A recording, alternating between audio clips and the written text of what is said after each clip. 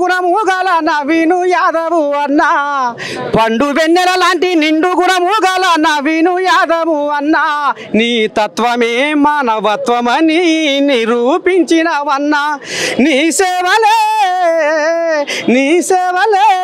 జీవితమని ప్రజలకు అంకితమన్నావు అందుకే అధిష్టానం నీకు మొగ్గు చూపినదన్న అన్న ఒక్క మాట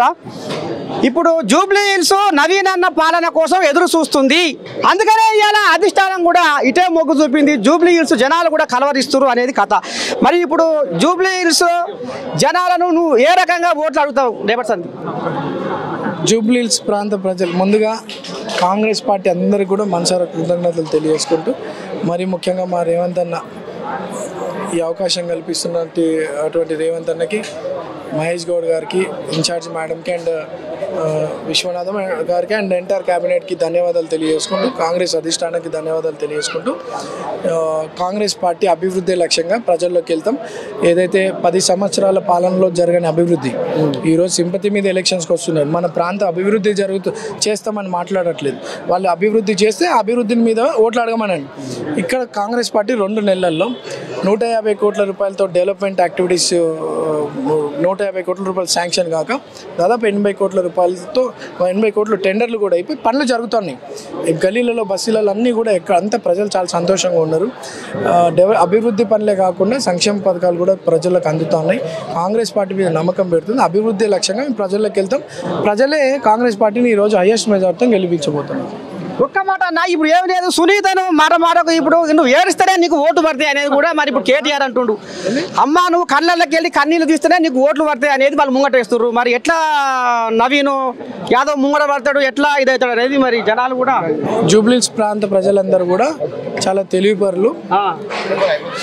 జూబ్లీ హిల్స్ ప్రాంత ప్రజలందరూ కూడా నేను చెప్పదలుచుకుంది ఏంటంటే గతంలో అన్యాయం జరిగినట్టు మన ప్రాంతం అన్యాయం జరగద్దు మన పిల్లల భవిష్యత్తు గురించి మన ప్రాంత భవిష్యత్తు గురించి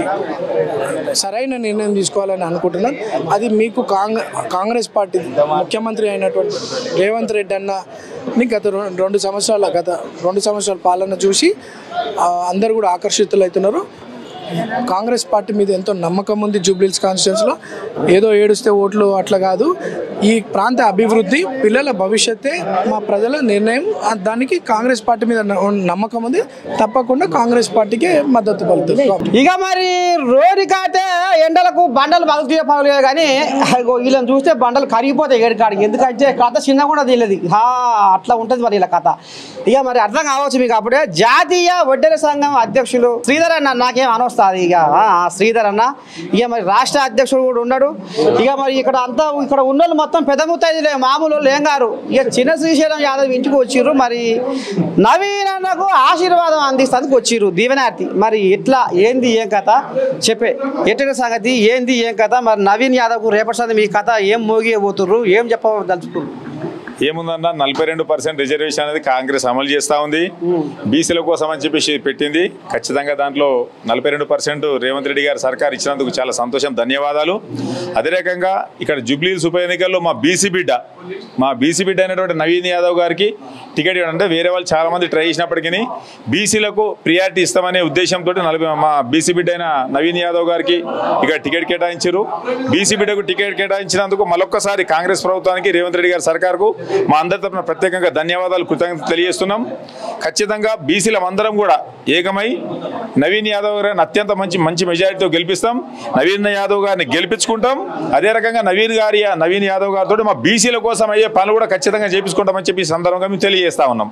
అందుకే పూర్తిగా మేము నవీన్ యాదవ్ గారు వచ్చినందుకు ఆయనకు కంగ్రాచులేషన్ చెప్పదామని వచ్చినాం ఆయన కోసం వచ్చినాం పని చేస్తాం గెలిపిస్తాం గెలిచిన తర్వాత బీసీల కోసం కానీ మా వడ్డెరల కోసం కానీ ఎందుకంటే మా వడ్డెరలు కూడా ఇక్కడ 19 బస్తీలలో చాలా పెద్ద ఎత్తున ఇక్కడ ఉన్నారు వడ్డెరలు కూడా అత్యంత వెనుకబడి ఉన్నారు ఇక్కడ సీఎం రేవంత్ రెడ్డి గారికి కూడా చెప్తా ఉన్నాము అదే రకంగా మంత్రులకు ఎమ్మెల్యేలకు హైదరాబాద్లోకి చెప్తా ఉన్నాము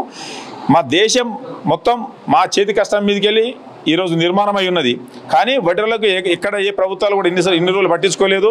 రేవంత్ రెడ్డి గారు బడుగు బలహీన వర్గాల మనిషి అని చెప్పేసి మేము నమ్ముతా ఉన్నాం. ఖచ్చితంగా నవీన్ యాదవ్ గారు గెలిచిన తర్వాత ఇదే జూబ్లీహిల్స్ దీంట్లో 20,000 పైచీలకు ఓటర్లు మేము ఉన్నాం. హైదరాబాద్ మొత్తం కూడా 3 లక్షల పైచీలకు ఓటర్లు మేము ఉన్నాం ఇక్కడ హైదరాబాద్లో. కాబట్టి మా వడ్డీలను కూడా గుర్తించాలా. మాకు కావాల్సిన కొన్ని హక్కులు ఉన్నాయి. ఆ హక్కుల డిమాండ్లు ఖచ్చితంగా నవీన్ యాదవ్ గారితో పోయి మా హక్కులు నెరవేర్చుకునేందుకు ప్రయత్నం చేస్తామని చెప్పి ఈ సందర్భంగా